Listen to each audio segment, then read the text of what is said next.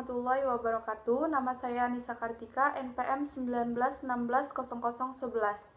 Baik, di sini saya akan memaparkan materi tentang sejarah suatu pengantar dari sejarah budaya Lampung. Yang pertama ada hakikat sejarah, yang kedua ada manfaat sejarah, yang ketiga ada sumber sejarah, dan yang terakhir ada ruang lingkup sejarah. Baik, yang pertama ada hakikat sejarah. Hakikat sejarah berasal dari bahasa Arab dari kata sajarotun yang artinya pohon kayu. Pohon kayu di sini berarti adanya suatu kejadian perkembangan atau pertumbuhan tentang suatu hal dalam suatu kesinambungan. Sejarah dalam bahasa Inggris yaitu history, dan dalam bahasa Latin dan Yunani yaitu historia yang artinya orang pandai.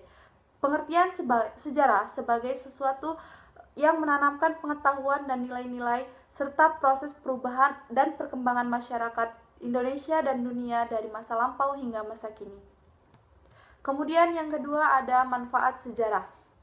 Manfaat sejarah ada 4. Yang pertama ada edukatif, yaitu sejarah adalah guru bagi kehidupan. Sejarah memberitahukan kepada kita generasi muda agar terus mengetahui mana yang baik dan yang buruk. Kemudian ada inspiratif, menunjang generasi muda untuk terus maju dan berkarya. Kemudian rekreatif, memberikan kesenangan dalam diri. Kemudian instruktif, sejarah muncul dalam proses penyampaian suatu ilmu pengetahuan. Kemudian yang ketiga ada sumber sejarah. Sumber sejarah ada 4, yaitu sumber tertulis, seperti dokumen, file, atau lain sebagainya. Kemudian sumber lisan, yang diucapkan atau yang disampaikan, seperti ceramah atau video, dan lain sebagainya. Kemudian ada peninggalan atau artefak, yaitu sejarah dari zaman dahulu seperti benda-benda peninggalan zaman dahulu seperti batu, patung, dan lain-lain. Kemudian ada sumber kuantitatif.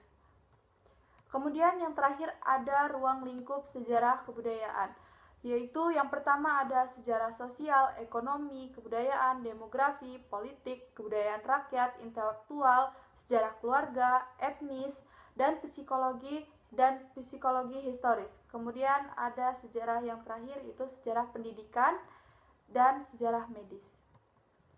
Baik, itu saja yang dapat saya sampaikan. Lebih dan kurangnya saya mohon maaf. Wabillahi taufiq wal hidayah. Wassalamualaikum warahmatullahi wabarakatuh.